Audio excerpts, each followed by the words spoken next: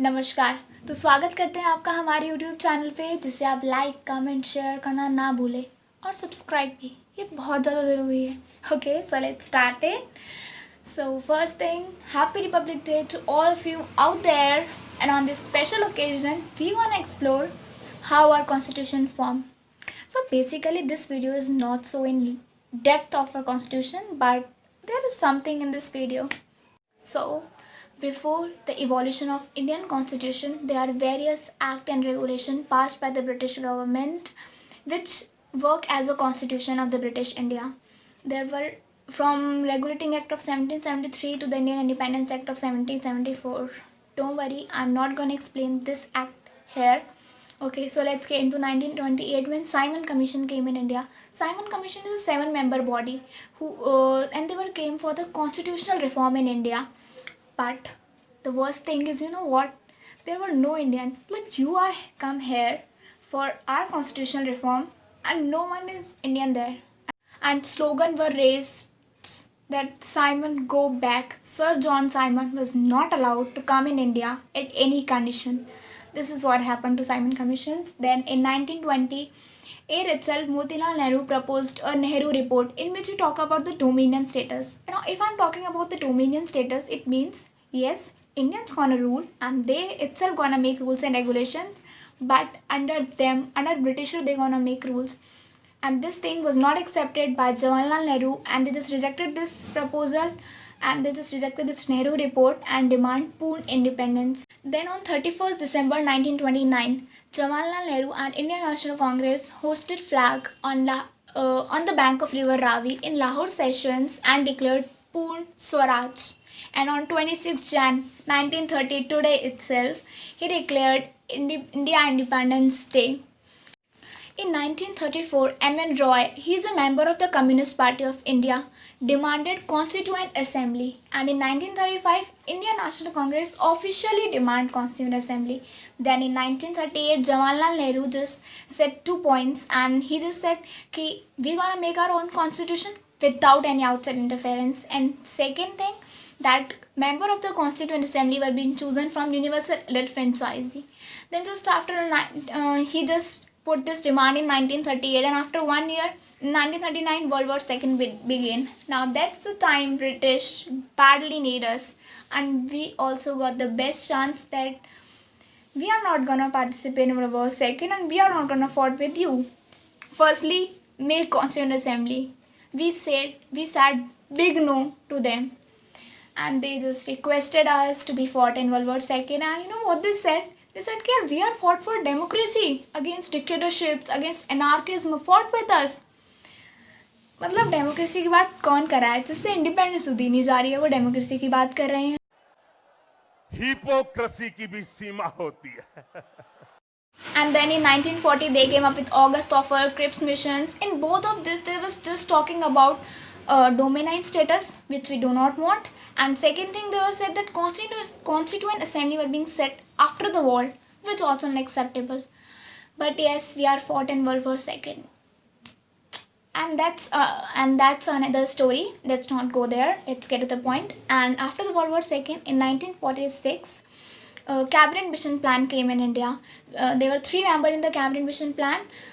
They were just divided the country into 3 provincial assemblies. West, where there Muslim majority area, Balochistan, Northwest Frontier, and in east side there were Assam and Bangladesh, and the United Provinces, Middle Provinces, mainly Hindu majority area. And on this basis, it was decided that Constituent Assembly were being formed and interim government were being formed. Now, if I'm talking about the interim government, it means a temporary short-term period government, not permanent or for a long-term period. Okay, so at the time, India was divided into two parts, mainly on ruling basis. First, British India, that were fully and directly controlled under Britishers, and second, princely states that were controlled indirectly by Britishers. Now it was decided that from British India, member came through elected member came, and from princely state, nominated member came in Constituent Assembly. Finally, on July and August 1946, Constituent Assembly were being formed, in which there were total 389 members. From Indian National Congress, there were 208 members. From Muslim League, let me check first. From Muslim League, there were 73 members, remaining were 15, and from Princely State, there were total 93 members. Okay, so that's the case. And Muslim League just boycotted this interim government because they got less seats, so they were so insecure about this. Finally, in September 1946, interim government was being formed, and on October 1946, Muslim League also joined this interim government. So the day come, let's start the working of our Constituent Assembly. Now let me tell you one thing, that there were total 11 sessions were held of Constituent Assembly for constitutions, and this is the first session of our Constituent Assembly, in which the first meeting on 9 December 1946, which was boycotted by Princely State Muslim League because they were so insecure about that and they are not much interested in this, in which we choose our president, Dr. Sachidanand Sinha. And second meeting on 13 December 1946, in which president were chosen Dr. Rajendra Prasad and at the time constitutional advisor were B.N. Rao. And on 13 December 1946, Jawaharlal Nehru proposed objective resolutions and he waited for Muslim League. On 22 Jan 1947, finally objective resolutions were passed, and today preamble is itself a modified version of that objective resolution.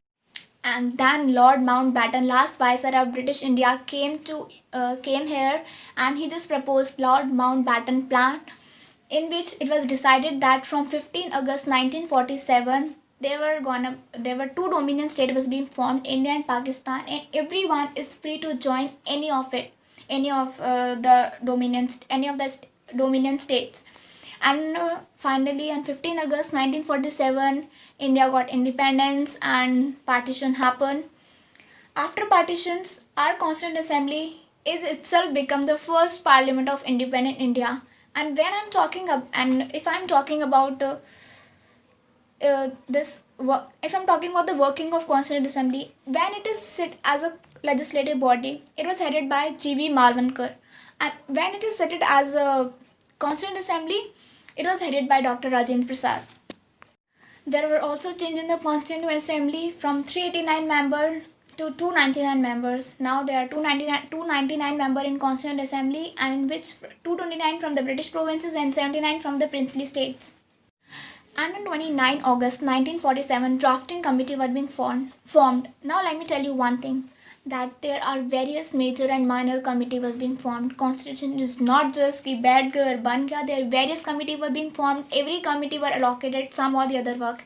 And drafting committee was also one of the major committee, which was headed by B.R. Ambedkar. And on 30 August 1947, first meeting of drafting committee was being held.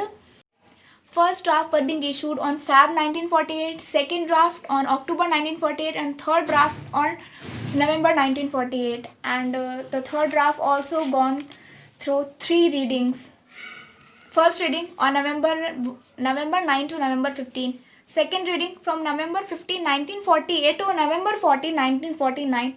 And the third and the final reading, and this is also the final session of Constituent Assembly, 11 sessions from 14 November to 26 November 1949. And finally 26 November 1949 our constitution is completed, and on 22 Jan 1950 finally constitution were being signed by 284 members out of 299. And let me tell you one thing, that when the constitution were signed by 284 members, there was heavily raining outside. It was a good sign. And these 3 drafts were gone through 2000 amendments. You don't believe that our constitution go through 2000 amendments, various debate, discussions. It's such a long process. And on 24th January itself, we just adopted our national anthem and national song. And finally, on 26 January 1950, we adopt our constitution, contain a preamble, 395 articles, 22 parts, 8 schedules. That's a long story of our constitutions. And on 26 January 1950 itself, we adopted national emblem. Okay. Now that's a long and beautiful story of our constitutions. Let me tell you some more facts. It was written by Prem Bihari Naren Raizada, and he just want one thing, that he want his name on every page of the constitution, and he also want to return his grandfather name on the last page of the constitution. That's the only thing he want. And if I'm talking about the English version, that was written by let me check. Vasant Krishnavadia. Okay, it was written by Vasant Krishnavadia, and Prem Bihari Narendra Azar used that's 254 pen holder nib, and he took 6 months to write our constitutions. And if I'm talking about the artist of our constitution, Nandlal Bose with his students, total expenditure of our constitution 64 lakh, and elephant took as a symbol of constitutions. That's it. There are many facts